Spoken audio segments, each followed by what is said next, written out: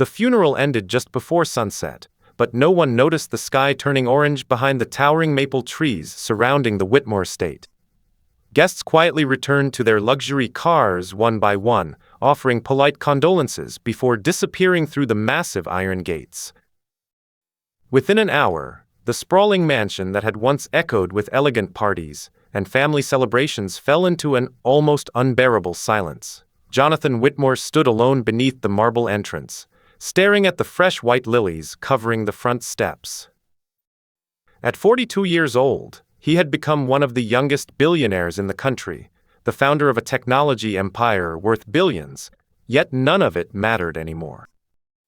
3 days earlier, his wife Emily had lost her 2-year battle with pancreatic cancer, leaving behind an empty house that suddenly felt much larger than he remembered. Every room reminded him of her, the piano she used every Sunday afternoon, the half-finished novel resting beside her favorite chair, the small ceramic bird she insisted belonged on the kitchen windowsill because it made her smile every morning.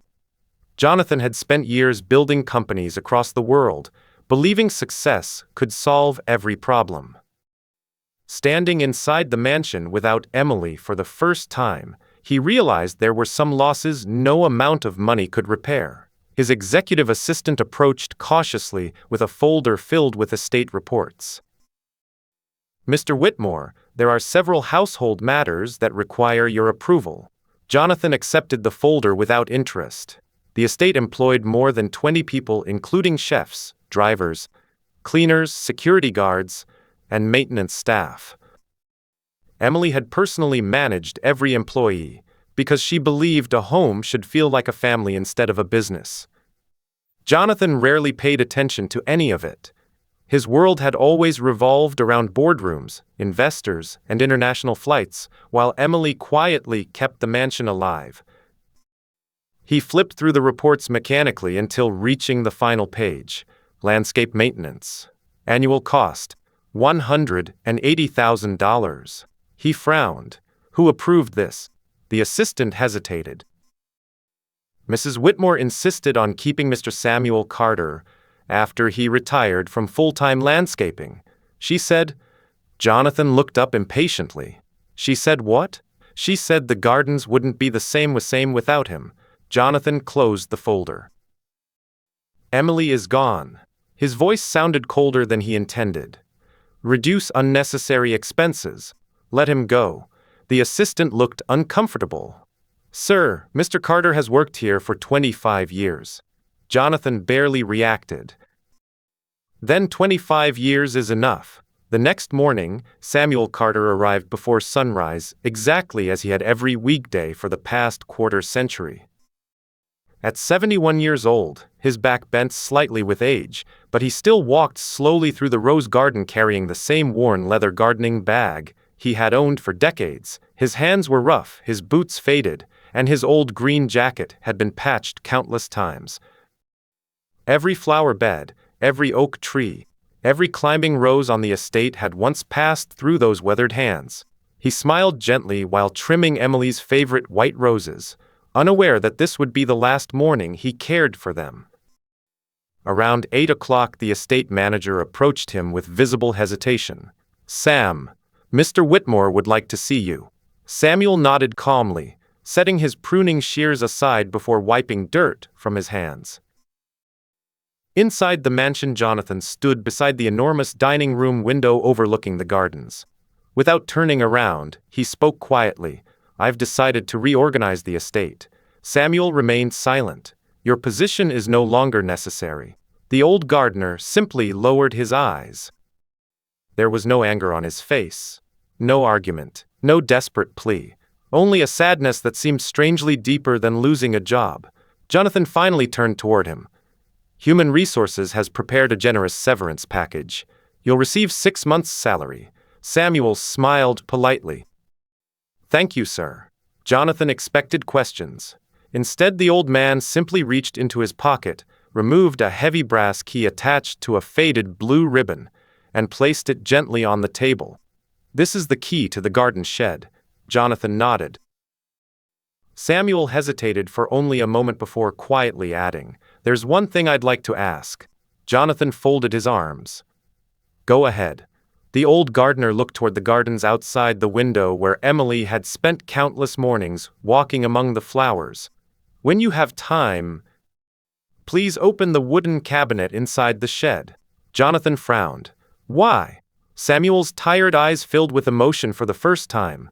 Because I promised someone you eventually would. Jonathan looked confused. Promised who?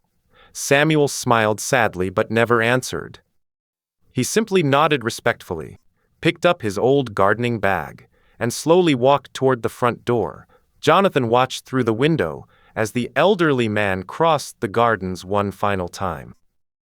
Before leaving the property, Samuel gently stopped beside Emily's favorite rose bush, touched one white blossom with trembling fingers, whispered something too quiet to hear, and then disappeared beyond the iron gates.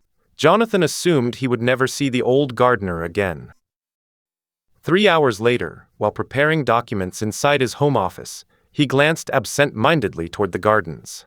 Something immediately felt wrong. For 25 years he had barely noticed the man working outside. Yet now, for reasons he couldn't explain, the estate looked strangely empty.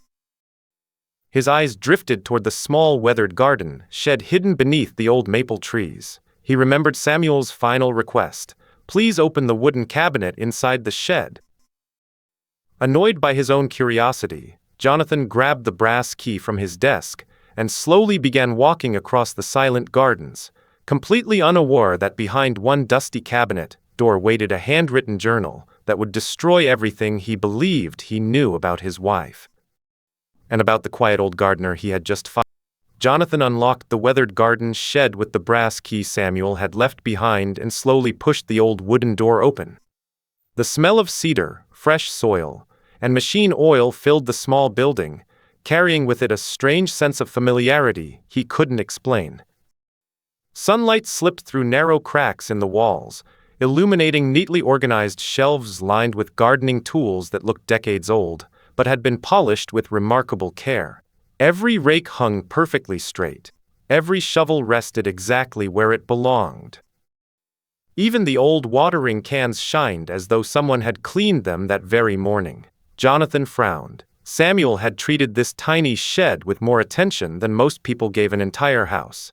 His eyes soon found the cabinet the old gardener had mentioned. It stood quietly against the back wall, made of dark oak with faded brass handles worn smooth by countless years of use. Jonathan unlocked the cabinet and pulled the doors open. Inside, instead of gardening supplies, rested a single leather-bound journal wrapped carefully inside white linen cloth. A small envelope sat on top with 6 handwritten words across the front. For Mr. Jonathan Whitmore. Please read. Jonathan hesitated before opening the envelope. The handwriting belonged to Samuel. Sir, if you're reading this, then I suppose you've already decided I no longer belong here. I understand completely. A new chapter usually requires new people. Before you throw this journal away, I ask only one thing. Read the first 10 pages. After that, if you still believe it has no value, burn it. I will never ask another favor of you. Jonathan sighed impatiently. He had no interest in an old gardener's memories, yet something about Samuel's calm dignity that morning had lingered in his thoughts. He untied the linen cloth and opened the journal. The first page contained only a date, April 17, 25 years earlier. Beneath it was a sentence that immediately caught his attention. Today, Mrs. Emily Whitmore asked me to make her a promise that must never be broken, even if Mr. Whitmore himself tells me otherwise. Jonathan's expression changed instantly. Emily? He turned the page. Mrs. Whitmore walked through the gardens with me this morning. She wasn't interested in the roses or the new trees. Instead, she asked me something no employer had ever asked before. Samuel, she said, if anything ever happens to me before Jonathan learns how to slow down, promise you'll protect this place until he's ready to come home. I laughed because I thought she was joking. She wasn't smiling. Jonathan stared at the words. 25 years earlier. That couldn't be right. He hadn't even met Emily 25 years ago. He quickly checked the date again. Then he noticed a small correction written beneath it in different ink. The promise was renewed every year afterward. Jonathan slowly continued reading. Mrs. Whitmore believed in the truth about people. She once told me that flowers bloom only when someone remembers to care for them. She worried one day Mr. Whitmore would become so busy building companies that he'd forget how to notice simple things growing around him. She asked me never to let these gardens disappear because she hoped one day they'd help lead him back. Jonathan closed the journal for a moment, confused. Emily had never spoken to him about any of this. In fact, she had rarely mentioned Samuel at all. To Jonathan, he had simply been the elderly gardener, who always seemed to appear quietly in the background whenever guests visited. Yet according to these pages, Emily had trusted him with something deeply personal. He opened the journal again. The next several entries described ordinary moments Jonathan had completely forgotten. Emily planting white roses by hand one spring afternoon, while Samuel taught her how to trim damaged stems. Emily secretly replacing dead flowers herself, before Jonathan returned from overseas, because she knew he loved seeing the gardens full of color, even if he never admitted it. Emily spending entire mornings pulling weeds beside Samuel, simply because she said it helped her think more clearly. Jonathan felt a strange ache forming inside him. He remembered returning from business trips to perfectly maintained gardens, assuming beautiful landscapes somehow happened automatically. He had never imagined his wife spent hours working beside an elderly gardener while he attended meetings around the world. Then another page stopped him cold. Today Mrs. Whitmore received difficult news from her doctor. She asked me not to tell Mr. Whitmore until she found the right moment. Before leaving the garden, she looked at the white roses and quietly said, "Samuel, if my time comes before his, promise me you'll keep these blooming until Jonathan notices them himself." Jonathan's breathing slowed. He knew exactly which roses she meant. They still bloomed outside the mansion window every spring. Emily had always smiled whenever she looked at them. He had never asked why. His hands trembled as he turned another page. Tucked between the paper was a faded photograph. It showed Emily wearing old jeans, muddy gardening gloves, and a wide straw hat, laughing uncontrollably while Samuel accidentally both of them with the garden hose. Jonathan stared at the picture in disbelief. He had never seen his wife look happier. More shocking than the photograph itself was the date written on the back. It had been taken on the very same afternoon Jonathan had accepted the biggest business deal of his career. He remembered celebrating with investors in New York while Emily had remained home because she claimed she wasn't feeling well. Looking at the photograph, he suddenly realized she hadn't been resting. She had been spending the day exactly where she truly wanted to be. As Jonathan slowly placed the picture back inside the journal, something slipped from between the pages and landed quietly on the wooden floor. It was a folded hospital report with Emily's name across the top, and Samuel Carter's signature listed as the emergency contact. Jonathan stared at the hospital report lying on the wooden floor, convinced he had misread it. He picked it up slowly, expecting to see a clerical mistake, but the document was unmistakably genuine. At the top appeared Emily Whitmore's name, followed by the date of one of her earliest cancer consultations. Below, under emergency contact, was written in neat hospital print, Samuel Carter. Jonathan felt a wave of confusion wash over him. That couldn't be right. He had been Emily's husband. Why wasn't his name there? He turned the page over, hoping for an explanation, but instead found handwritten notes from Emily herself. "Samuel drove me today. Jonathan was presenting to investors in Singapore. Don't tell him yet. Let him finish what he's worked so hard for." Jonathan slowly lowered the paper, unable to breathe for several seconds. He remembered that week perfectly. He had called Emily every evening from Singapore, asking if everything at home was all right. Every single time she had answered with the same cheerful voice, telling him to focus on work because she was perfectly fine. Meanwhile, she had already been sitting in hospital waiting rooms alone, except she hadn't been completely alone. Samuel had been beside her. Jonathan returned to the journal with trembling hands. "Today, Mrs. Whitmore asked me to accompany her to another appointment. she insisted. Mr. Whitmore must not know until the doctors were certain. I told her secrets between husband and wife rarely stay hidden. She smiled sadly and answered, I'm not protecting myself, Samuel. I'm protecting him. If he hears the word cancer before I have answers, he'll abandon everything he has spent 20 years building.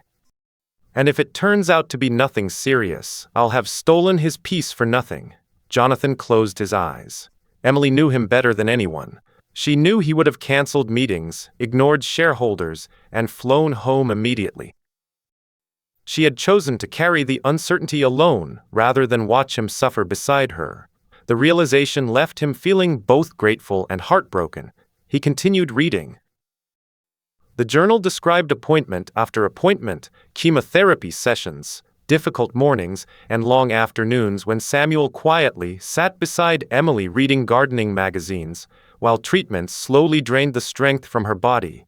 Never once did the entries mention complaints. Instead, they recorded small victories. Mrs. Whitmore smiled today, because the first white rose bloomed. Today she planted tulip bulbs between treatments, because she wanted spring to arrive whether she was here or not. She laughed, because I accidentally planted lavender upside down.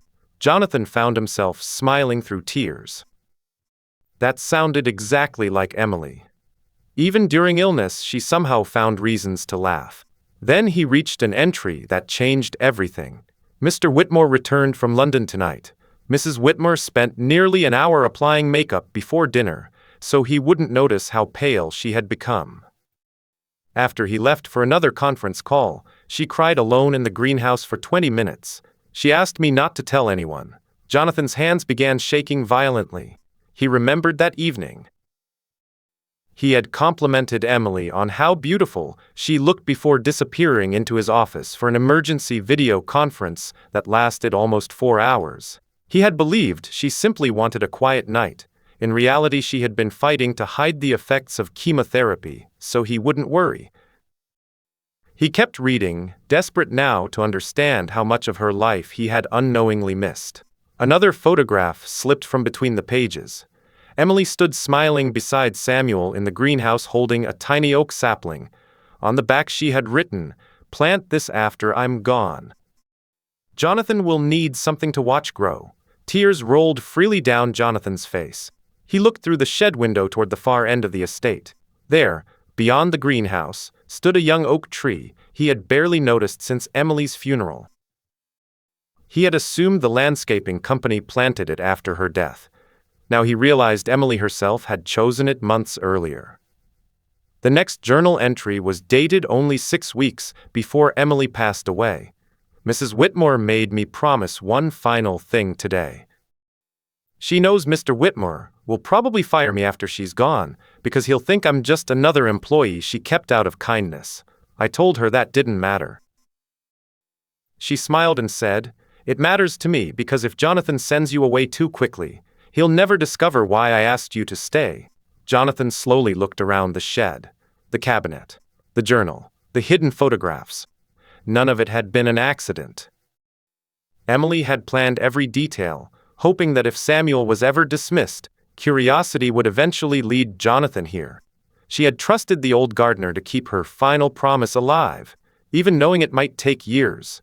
Jonathan reached the final page marked with yesterday's date. The handwriting belonged not to Emily, but to Samuel. "Tomorrow Mr. Whitmore will probably ask me to leave. I don't blame him. He sees an old gardener whose work is finished. I see a promise finally completed. Mrs. Whitmore, if somehow you're watching, I kept the roses blooming. I kept the greenhouse standing.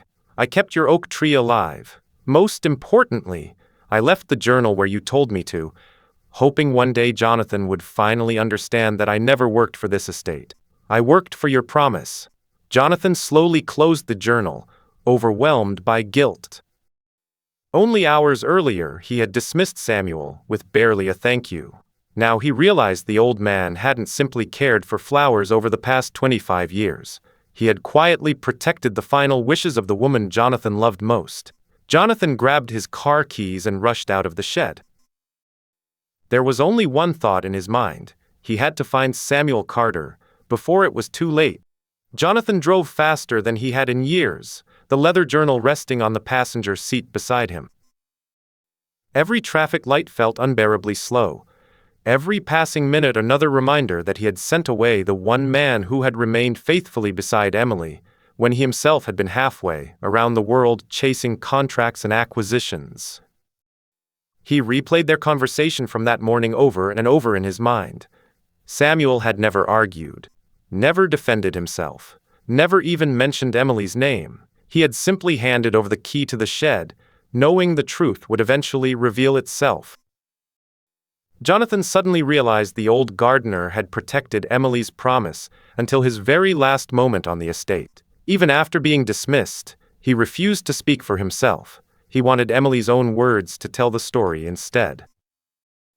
Jonathan arrived at the small white farmhouse where Samuel lived nearly 20 minutes later. It was a modest place sitting quietly beside a narrow country road, surrounded by vegetable gardens and fruit trees that looked just as carefully tended as the Whitmore estate. The front porch was empty. Jonathan hurried to the door and knocked several times. No answer. He knocked again, louder this time. Finally, the door opened slowly, revealing an elderly woman with silver hair and gentle blue eyes. She looked surprised to see the billionaire standing on her porch. "Can I help you?" she asked softly. Jonathan removed his sunglasses. "I'm looking for Samuel Carter." The woman hesitated before lowering her eyes. "Sam left early this morning." Jonathan's heart sank. "Do you know where he went?" She nodded toward the cemetery on the hill overlooking the valley. "He goes there every Thursday." Jonathan thanked her and immediately returned to his car. Within minutes he reached the small hillside cemetery, where rows of simple headstones overlooked fields of wildflowers dancing gently in the afternoon breeze. He spotted Samuel almost immediately. The old gardener knelt quietly before a modest gray headstone, carefully trimming weeds growing around its base with the same patience he had once shown every flower in the Whitmore gardens. Jonathan approached slowly until he stood only a few feet behind him. "Samuel."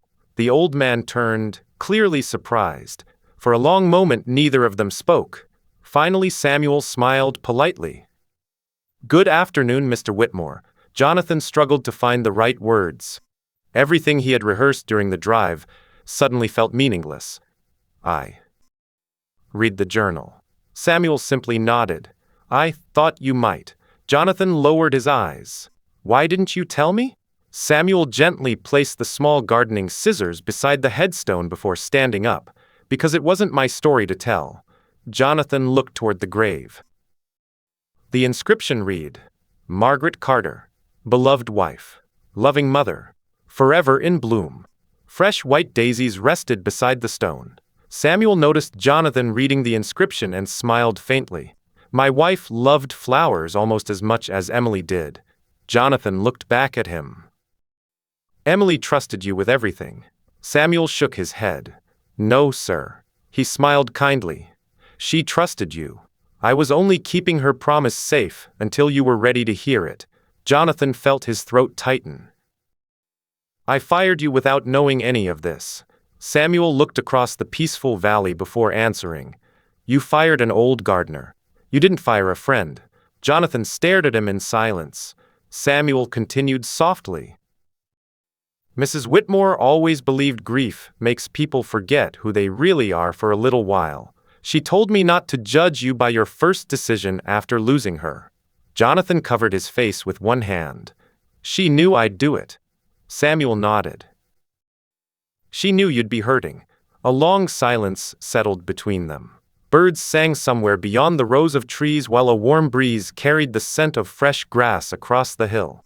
Jonathan finally spoke again. "There's something I need to ask you." Samuel waited patiently. Jonathan's voice nearly broke. "How many hospital appointments did you take her to?" The old gardener looked down at his worn hands before answering. 53. Jonathan closed his eyes. "How many chemotherapy sessions?" 31. "How many times did she cry?" Samuel remained silent for several seconds. "She tried very hard not to cry." Jonathan nodded slowly. tears filling his eyes again. "Did she ever blame me?" Samuel answered immediately. "Never." Jonathan looked up in surprise. Samuel smiled gently. "Do you know what she talked about every time we drove home from the hospital?" Jonathan shook his head. "You." The old gardener's eyes softened with memory. "She'd tell me about the first apartment you shared, the terrible spaghetti you tried to cook on your third date, the way you couldn't dance, but insisted on trying anyway at your wedding." Samuel chuckled quietly. "She was proud of you every single day." Jonathan felt tears roll down his cheeks. "Even when I wasn't there." Samuel nodded without hesitation. "Especially then." Jonathan looked once more at Margaret Carter's grave before quietly asking, "Why did you keep working all these years?" Samuel smiled and gently brushed a fallen leaf from his wife's headstone. "Because after Margaret died, Emily gave an old widower a reason to get up every morning." Jonathan frowned slightly. Samuel continued, "She knew I was lonely. She didn't hire me because she needed another gardener." He smiled sadly. "She hired me because she didn't want anyone to grieve alone." Jonathan stood speechless. For 25 years he had believed Samuel worked for his family. Now he realized Emily had quietly rescued two broken hearts at the same time: her lonely gardener, without even knowing it, her future grieving husband. As Jonathan prepared to apologize once again, a black SUV suddenly pulled into the cemetery parking lot. His assistant stepped out holding a folder and hurried toward him. "Mr. Whitmore," she said urgently, "there's something you need to see." Inside the folder was a legal document dated only 3 weeks before Emily's death, bearing Emily Whitmore's signature, and one sentence that left Jonathan completely stunned: "Transfer ownership of the greenhouse to Samuel Carter." Jonathan took the document from his assistant with trembling hands, reading every line twice, because he could hardly believe what he was seeing. The signature at the bottom belonged unmistakably to Emily. It had been notarized just 21 days before she passed away. The greenhouse on the eastern side of the Whitmore estate, the one Emily loved more than any other place on the property, had legally been transferred to Samuel Carter. Jonathan looked up in confusion. "Why wasn't I told about this?" His assistant hesitated before answering. "Mrs. Whitmore instructed the attorneys to delay delivery until after her passing. She specifically requested that the document only be presented if Mr. Carter was no longer employed by the estate." Jonathan slowly closed his eyes. Emily had anticipated everything. She knew he might act out of grief, knew Samuel might quietly accept being dismissed, and had prepared one final safeguard to protect the old gardener. Samuel looked equally surprised. I didn't know about this," he whispered. Jonathan studied his face carefully. There was no excitement, no satisfaction, no hint that the elderly man had expected such a gift. Only genuine disbelief. "She never mentioned it?" Jonathan asked quietly. Samuel slowly shook his head. "Never." Jonathan opened the document again. Attached behind it was another sealed envelope bearing Emily's familiar handwriting. Across the front she had written, "For Jonathan and Samuel. Read together." Jonathan carefully broke the seal. His voice trembled as he began reading aloud. "My two stubborn friends. If you're reading this together, then something happened exactly the way I feared. Jonathan, you probably fired Samuel. Samuel, you probably accepted it without defending yourself. You're both impossible." Samuel couldn't help smiling through moist eyes. Jonathan almost laughed. It sounded exactly like Emily speaking. He continued reading. "Jonathan, before you feel guilty, I need you to understand something. Grief makes good people do strange things. I have never doubted your heart. I only worried your sadness might hide it for a little while. And Samuel, thank you for keeping your promise. I know you probably tried to leave quietly because that's who you are." Jonathan paused, struggling to steady his voice. "The greenhouse belongs to Samuel now, not because I wanted to repay him, but because I wanted him to always have a place where Margaret and I could still make him smile. Samuel once told me the greenhouse became the first place where he laughed again, after losing his wife.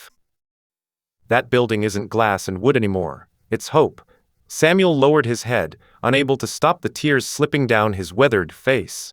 Jonathan continued, Jonathan, if you're standing beside him while reading this, then I have one final favor.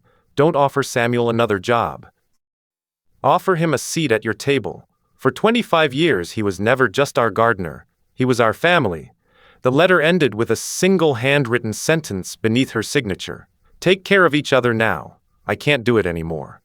Silence settled across the cemetery. Even the breeze seemed to pause. Jonathan folded the letter carefully before looking at Samuel. Emily was right. Samuel looked up. Jonathan smiled sadly. I was about to offer you your job back. Samuel chuckled quietly through tears. I figured you might. Jonathan extended his hand. Instead, would you come home with me? Samuel stared at him for several seconds before asking softly, Home? Jonathan nodded toward the distant Whitmore estate visible across the valley. Not to work. His voice nearly broke. To have dinner. Samuel's eyes filled again.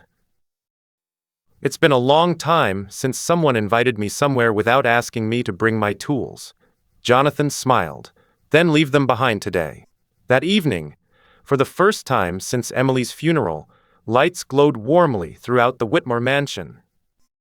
The enormous dining table, usually prepared for wealthy investors and business partners, held only 2 simple meals. Jonathan cooked himself. The roast chicken was slightly overdone. The mashed potatoes contained far too much butter. The vegetables were unevenly seasoned. Samuel quietly took one bite before smiling. Mrs. Whitmore would have told you not to overcook the chicken. Jonathan laughed for the first time in weeks. I know. They spent hours talking. Samuel shared stories Jonathan had never heard before. How Emily secretly rescued injured birds and released them after they recovered. How she insisted every employee celebrate birthdays together regardless of position. How she personally memorized the names of every gardener's child, every security guard's spouse, every cleaner's grandchildren. Jonathan listened in astonishment, realizing he was discovering entirely new pieces of the woman he thought he knew better than anyone. Late that evening, as Samuel prepared to leave, Jonathan walked him to the front porch. Before stepping outside, the old gardener hesitated. There's something else Mrs. Whitmore asked me to protect. Jonathan looked at him curiously. Samuel reached into the inside pocket of his old green jacket and carefully removed a small brass key attached to a faded white ribbon. She told me to keep this until the day you finally invited me to dinner. Jonathan accepted the key slowly. What does it open? Samuel smiled gently. The little door beneath the greenhouse floor. Jonathan frowned. There's a room under the greenhouse. Samuel nodded. Mrs. Whitmore called it her secret garden. Jonathan turned the small brass key over in his hand, studying its worn edges as though it carried decades of untold stories. The faded white ribbon tied to it looked familiar. After several seconds, he realized why. Emily used to tie white ribbons around the first bouquet of roses that bloomed every spring. She once told him white ribbons reminded her that beautiful things should never be rushed. At the time, Jonathan had smiled politely before returning to emails on his phone. Now he wondered how many conversations he had only half listened to over the years. Samuel quietly picked up an old lantern from beside the greenhouse door before leading Jonathan across the moonlit gardens. The estate felt completely different that evening. Every flower bed, every stone path, every tree suddenly carried Emily's presence. Jonathan found himself noticing details he had ignored for years. Tiny wind chimes hanging beneath the apple trees. Small wooden birdhouses painted by neighborhood children. Benches carefully positioned to face the sunset instead of the mansion. None of those choices had been accidental. Emily had designed the gardens for people, not appearances. They stopped in front of the greenhouse, its glass walls glowing softly beneath the moonlight. Jonathan had entered the building only a handful of times despite living on the estate for nearly 15 years. Emily, however, had spent countless afternoons there. Samuel unlocked the door and stepped inside. Warm air carrying the scent of lavender, jasmine, and damp soil immediately surrounded them. Hundreds of plants filled the greenhouse, each one perfectly healthy despite Emily's absence. Jonathan slowly walked between the rows of flowers until Samuel stopped near an old wooden potting table in the center of the room. "Help me move this," the old gardener said quietly. Together they slid the heavy table aside, revealing a square iron hatch hidden beneath a woven rug. Jonathan stared in disbelief. "I had no idea this was here." Samuel smiled gently. "Mrs. Whitmore wanted it that way." Jonathan inserted the brass key into the small lock. With a soft click, the hatch released. Beneath it, a narrow staircase disappeared into darkness. Samuel lit the lantern and carefully descended first. Jonathan followed, each step echoing softly against old stone walls. At the bottom they entered a surprisingly spacious underground room illuminated by several antique lamps, connected to hidden electrical wiring. Jonathan stopped in complete astonishment. The room resembled neither a cellar nor a storage basement. Instead, it looked like a private library mixed with an artist's studio. Shelves lined every wall, filled with journals, sketchbooks, family photo albums, gardening books, children's drawings, handwritten recipes, and dozens of carefully labeled wooden boxes. A comfortable armchair sat beside a fireplace. A record player rested on an old oak cabinet. Fresh flowers stood inside handmade ceramic vases as though someone had arranged them only yesterday. Jonathan whispered almost instinctively, "Emily built this?" Samuel nodded. "Over nearly 10 years. Jonathan slowly walked around the room, touching nothing. Every object reflected Emily's personality. Soft colors, simple furniture. No luxury, no extravagance. Just warmth. On one wall hung a large framed quote written in Emily's elegant handwriting. "People spend their lives building impressive houses. Very few build places where broken hearts can safely rest." Jonathan swallowed hard. He had never seen those words before. Samuel approached a large cedar chest positioned beneath the quote. "This," he said softly, "is what she truly wanted you to find." Jonathan knelt and slowly lifted the lid. Inside rested dozens of leather journals arranged by year. Beside them were hundreds of letters tied together with colored ribbons. Blue, yellow, green. Every ribbon marked a different collection. Jonathan picked up the first journal. The cover reads simply, "People I was blessed to meet." He opened it. The very first page contained a photograph of Samuel smiling beside freshly planted roses. Underneath, Emily had written, "Samuel pretends he's teaching me about flowers. In truth, he's teaching me about patience." Jonathan turned another page. A photograph of Mrs. Linda Harper, the estate cook. "Linda secretly sends soup home with every employee who says they aren't feeling well. She thinks nobody notices. I notice." Another page. The security guard helping a frightened little girl whose bicycle chain had broken. Another page. A delivery driver eating lunch alone. Emily had written that she invited him inside because everyone deserved to be treated like family. Jonathan kept turning pages, realizing the journals weren't diaries about Emily's own life. They were celebrations of everyone else's. She had quietly recorded the kindness, courage, generosity, and quiet goodness of ordinary people whose stories would otherwise disappear. Samuel smiled as Jonathan read in silence. She said every person leaves beautiful footprints somewhere. Most of the world is simply too busy to notice. Jonathan reached the final pages of the newest journal. There he found something that made his heart stop. A recent photograph showed Jonathan asleep on the porch swing after one exhausting weekend between business trips. Emily had taken the picture without him knowing. Beneath it she had written, "He finally slept peacefully for 43 minutes today. I miss this version of him. I hope one day he finds his way back." Jonathan closed the journal and covered his face with both hands. He realized Emily had never wanted him to become someone different. She had simply hoped success would never steal the gentle man she had fallen in love with. Samuel quietly walked toward one final cabinet standing alone in the corner of the room.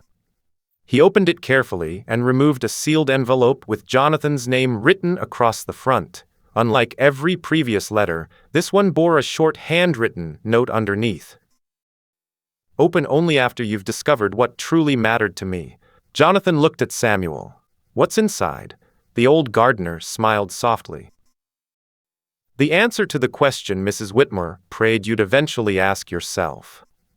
Jonathan slowly broke the seal, completely unaware that the letter inside would change not only the future of the Whitmore estate, but the entire purpose of his life. Jonathan unfolded the final letter with trembling hands. Unlike Emily's earlier notes, this one was much longer, its pages filled from top to bottom with the graceful handwriting he had loved for nearly 20 years. At the top she had written a single sentence. If you've opened this letter, then you've finally stopped looking at what we owned and started seeing who we loved. Jonathan swallowed hard before reading on. My dearest Jonathan, if you're here, then Samuel has kept every promise I ever asked of him. Please don't thank him. He'll become embarrassed and change the subject. That's what he always does. Instead, promise me you'll continue what both of us started. Jonathan smiled faintly through gathering tears. Emily knew Samuel perfectly.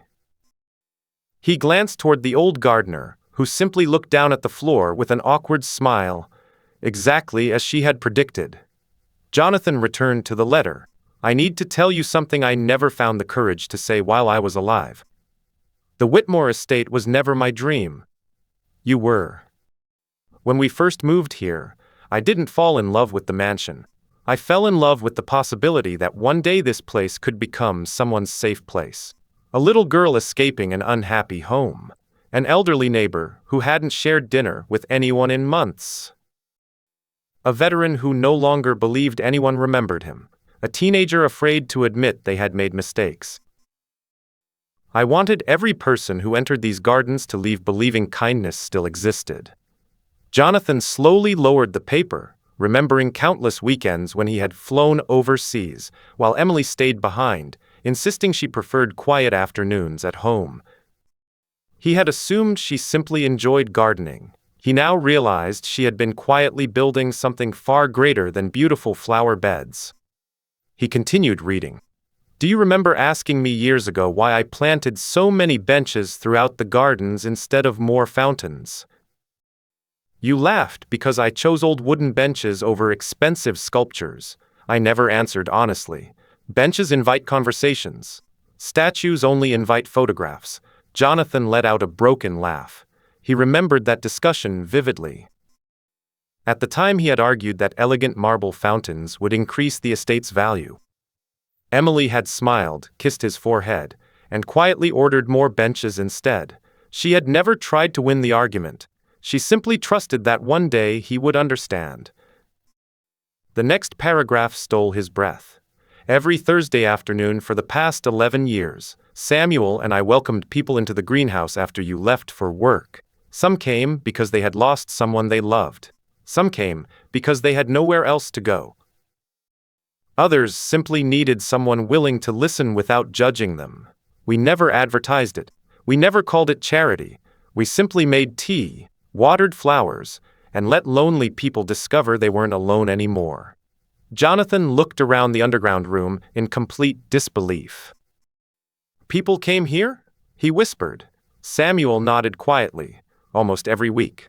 Jonathan stared at him. Why didn't I know? Samuel smiled sadly. Because Mrs. Whitmore believed kindness works best when it isn't performed for applause.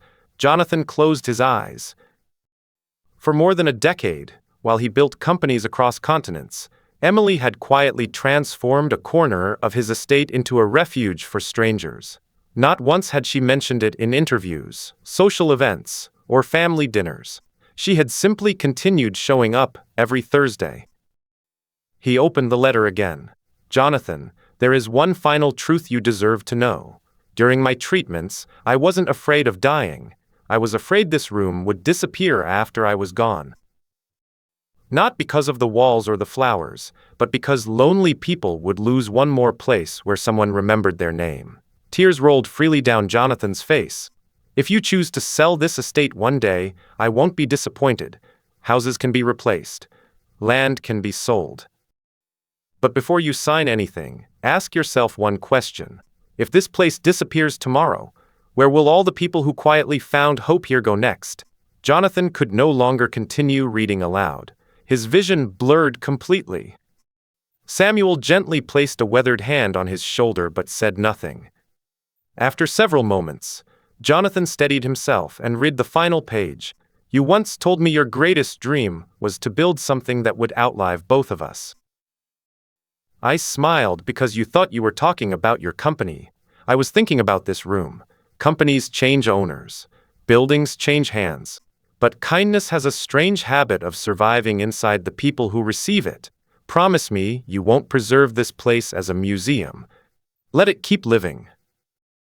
Let more people laugh here. Let more children run through these gardens. Let more strangers become friends over cups of tea. If you do that, then every flower Samuel ever planted and every promise we ever made will continue blooming long after we're both gone.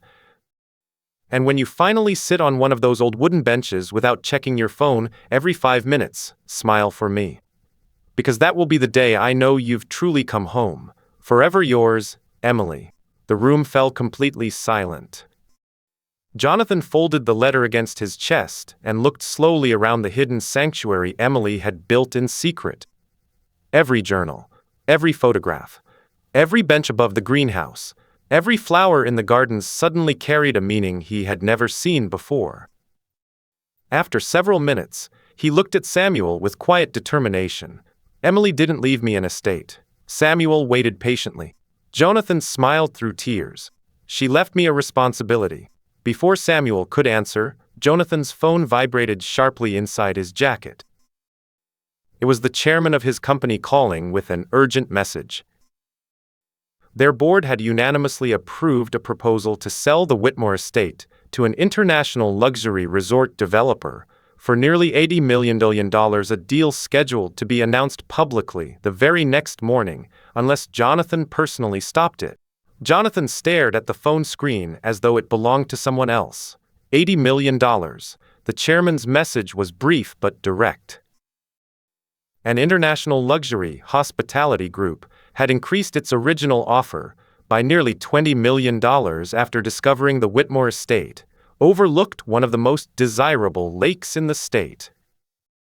The proposal included demolishing the greenhouse, removing the old gardens, expanding the shoreline, and constructing a 5-star private resort with exclusive lakeside villas. The board had already celebrated the deal because they believed the sale represented an efficient reallocation of underperforming assets. Jonathan slowly lowered the phone without answering. Samuel watched him quietly. Bad news? The old gardener asked. Jonathan let out a hollow laugh. Depends who you ask. He handed Samuel the screen. The elderly man read the message in silence before returning the phone. Mrs. Whitmore always said the world has a funny habit of testing promises almost immediately after we make them. Jonathan looked toward the ceiling of the hidden room.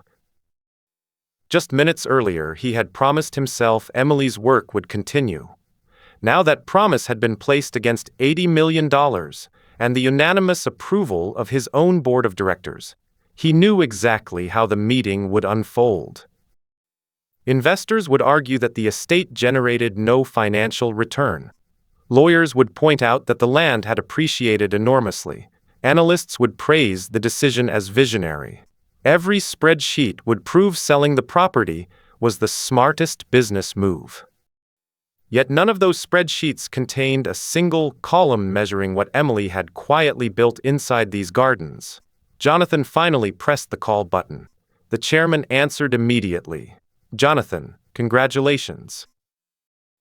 This is one of the strongest property offers we've ever received. Jonathan remained calm. Who approved negotiations? The board. We assumed you'd agree. The estate has sentimental value, but from a financial perspective, it simply doesn't justify sitting idle. Jonathan glanced around the underground room. Idle. That single word struck him harder than anything else. He looked at shelves filled with journals documenting hundreds of lives touched by Emily's kindness. He thought about lonely widows drinking tea every Thursday, veterans finding friendship inside the greenhouse, frightened children painting flower pots while slowly learning to smile again. Idle. Cancel tomorrow's announcement, Jonathan said quietly. There was silence on the line. Excuse me? The estate is not for sale. The chairman sighed heavily. Jonathan, please don't make emotional decisions while you're grieving. Jonathan almost smiled. Weeks earlier, he would have accepted that advice without question. Today, it sounded completely different. This isn't an emotional decision. His voice remained steady. It's the first rational decision I've made in a long time. The chairman tried another approach. Think about your shareholders. Jonathan answered immediately. I am. $80 million could fund 3 acquisitions. It could. Then why are we even discussing this? Jonathan looked toward Emily's final letter resting on the wooden table. Because not everything valuable appears on a balance sheet. The chairman's tone became firmer. Jonathan, with respect, this property has become a financial liability. Jonathan interrupted him gently. No. It's become something I failed to understand. Without waiting for another argument, he ended the call. Almost immediately, the phone began ringing again. Then messages started arriving one after another. Board members, attorneys, financial advisors, public relations executives. Jonathan silenced every notification and placed the phone face down on the table. For the first time in years, he allowed the business world to continue without him. Samuel smiled quietly. Mrs. Whitmore would be very proud. Jonathan shook his head. I don't think she'd want me choosing between business and kindness. Samuel looked thoughtfully at the old journals surrounding them. She never believed they were opposites. Jonathan frowned. Samuel continued softly. She used to say the best businesses solve problems. The best people solve loneliness. Those words stayed with Jonathan long after they climbed back into the greenhouse. As evening settled across the estate, he wandered slowly through the gardens alone. Every bench Emily had insisted on installing now held a different memory. On one sat an elderly widower reading a newspaper during happier days. Another overlooked the lake where neighborhood children once fed ducks together. A third faced the rose garden where Emily and Samuel had quietly planted flowers after chemotherapy appointments. None of those places had been designed for luxury. They had been designed for healing. As Jonathan reached the largest oak tree near the center of the property, he noticed a small bronze plaque he had somehow never seen before. Hidden beneath climbing ivy were 8 simple words engraved into the metal. Leave every heart lighter than you found it. He gently brushed away the leaves covering the plaque and smiled through tears.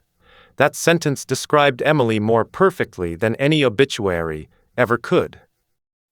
Just then, headlights appeared beyond the front gates. 3 black luxury SUVs rolled slowly up the driveway before stopping in front of the mansion. Several well-dressed executives stepped out carrying leather briefcases. At their head stood the chairman himself.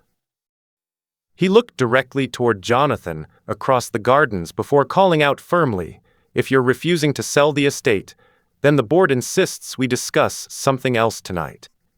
Jonathan walked toward him calmly. "What's that?" The chairman looked him straight in the eyes. "Whether you're still fit to remain CEO of your own company." Jonathan looked calmly at the group of executives standing beneath the mansion's front entrance. Only a month earlier, seeing his entire leadership team arrive unexpectedly would have sent him into immediate business mode. He would have invited them into the conference room, ordered coffee, projected financial reports onto the large screen, and spent hours discussing strategies worth billions of dollars. Tonight, he simply stood in the middle of Emily's gardens with dirt still clinging to his shoes from the greenhouse. For the first time in decades, he wasn't interested in winning an argument. He was interested in protecting something far more valuable. The chairman, Richard Coleman, stepped forward first. At 64, Richard had served on Whitmore Technologies' board longer than anyone else. He had watched Jonathan build the company from a small startup into one of the largest technology firms in the world.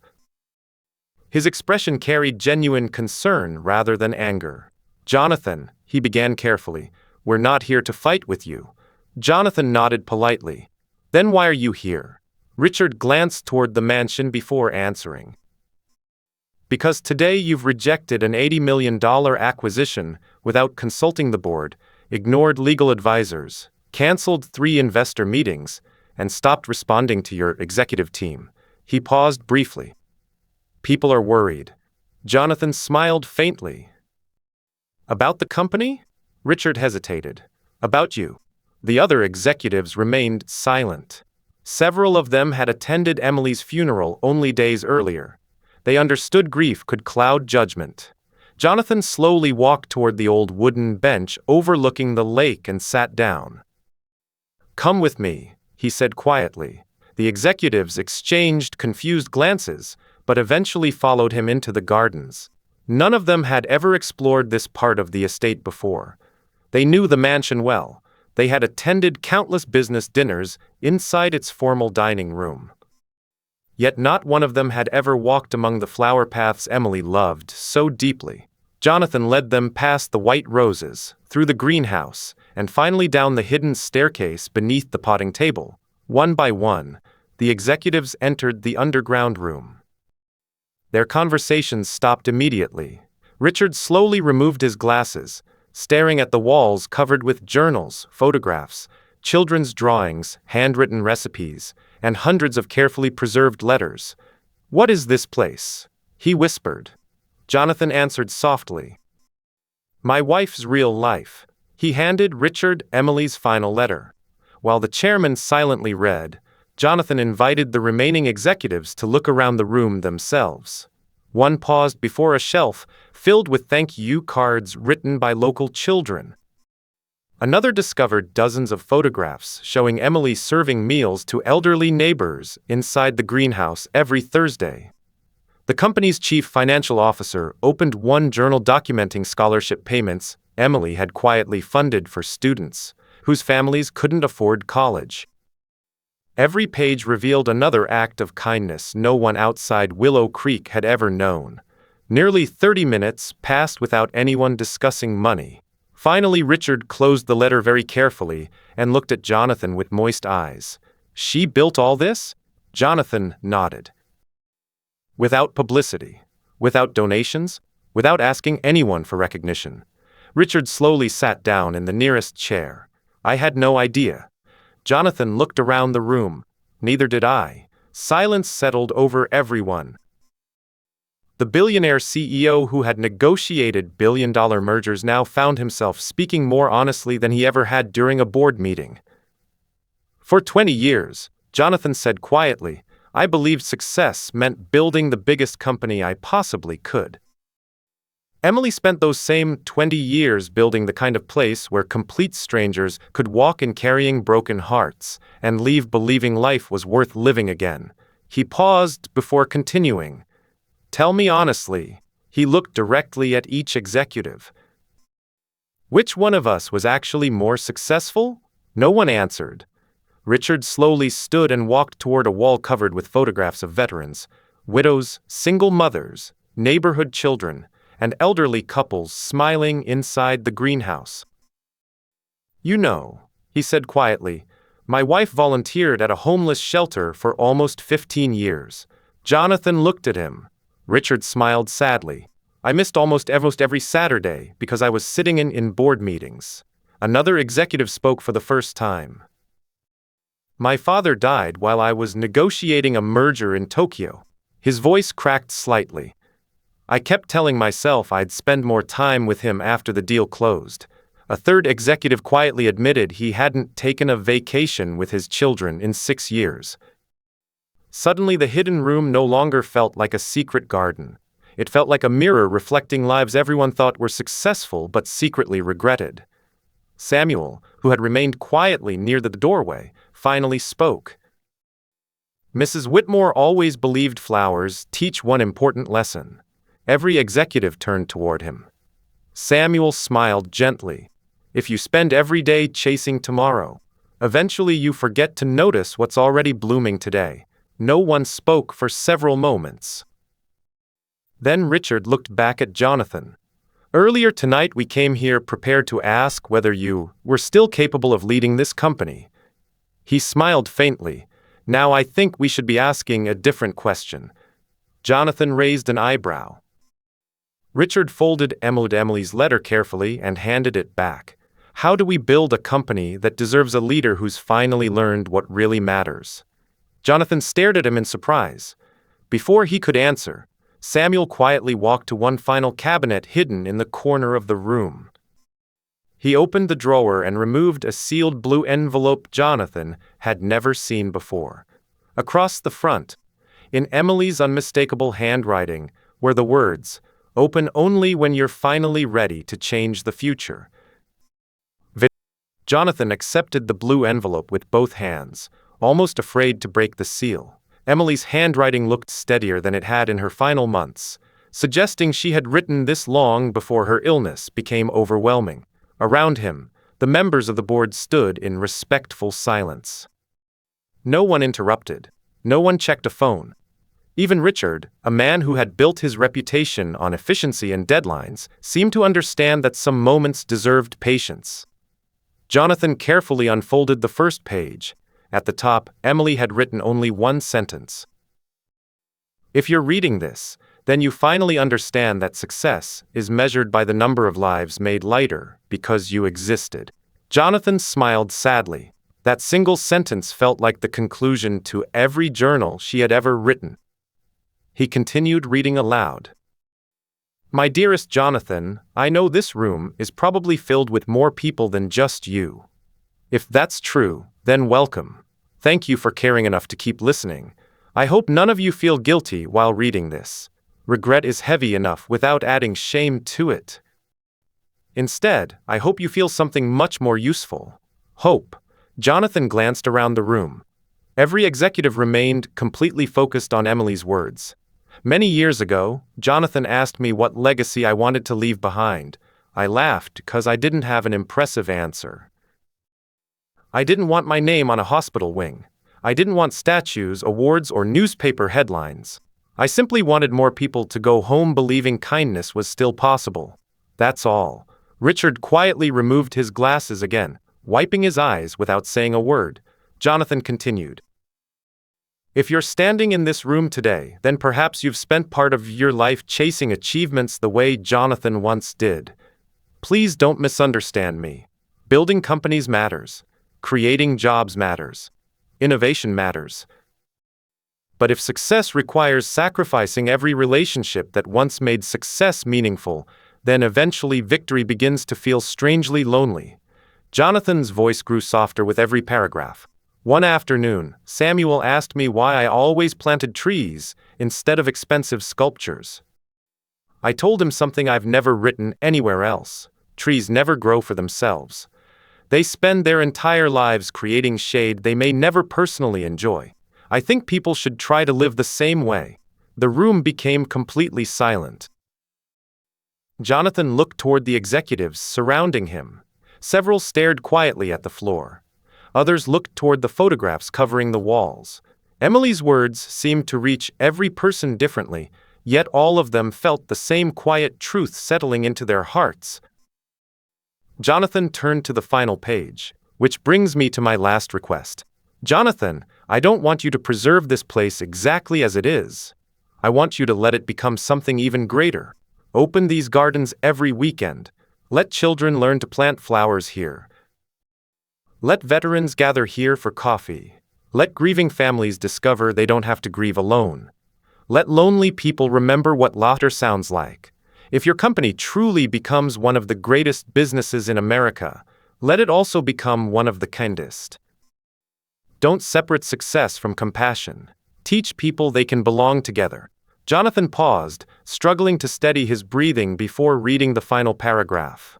If someday people remember me, I hope they don't remember the flowers I planted. I hope they remember how those flowers made someone feel welcome. And if one day you find yourself sitting on one of the old wooden benches smiling at complete strangers, then don't be sad for me. Smile because you'll finally understand that I never left this garden. I simply planted myself into the people who continue caring for it. I love you.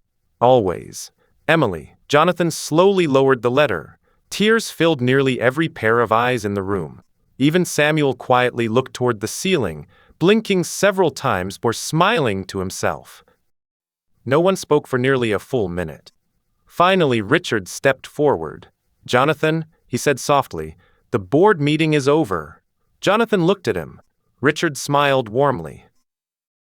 Tomorrow morning I'll personally withdraw the sale proposal. Jonathan opened his mouth to object, but Richard gently raised a hand. No arguments. He glanced around the hidden room. I think every one of us walked into this estate believing we were here to protect a financial asset. He shook his head. Now I realize we're here to protect something far more valuable. One by one, the other executives nodded in agreement. Before leaving, the company's chief financial officer quietly spoke up. What if? He hesitated for a moment. What if Whitmore Technologies funded community gardens like this in every city where we operate? Another executive immediately added, and paid employees to volunteer there during work hours. A third suggested scholarships for children interested in horticulture, environmental education, and community service. Within minutes, the room that had once hidden Emily's private dream became the birthplace of something much larger.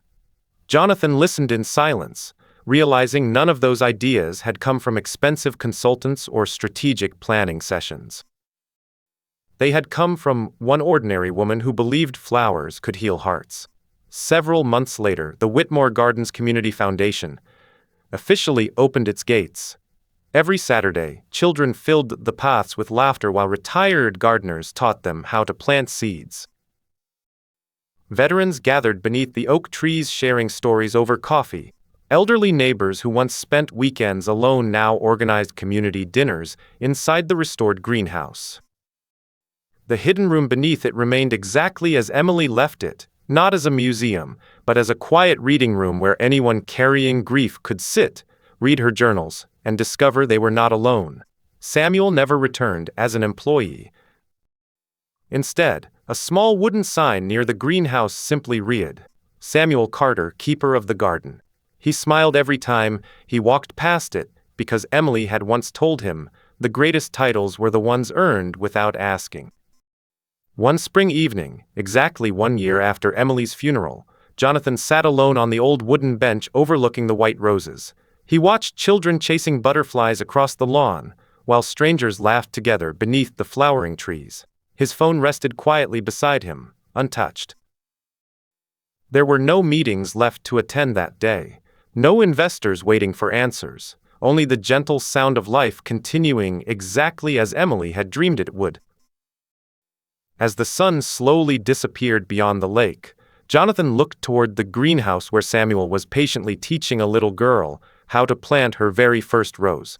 He smiled softly and whispered into the evening air, "You were right, Emily. Trees really do spend their whole lives creating shade they'll never sit beneath."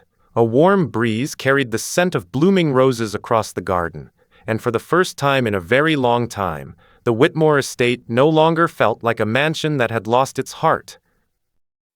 It felt like a home that had finally found it again. And as families continued walking through the open gates, greeted not by luxury but by kindness, Emily Whitmore's greatest promise continued blooming one life, one conversation, and one small act of compassion.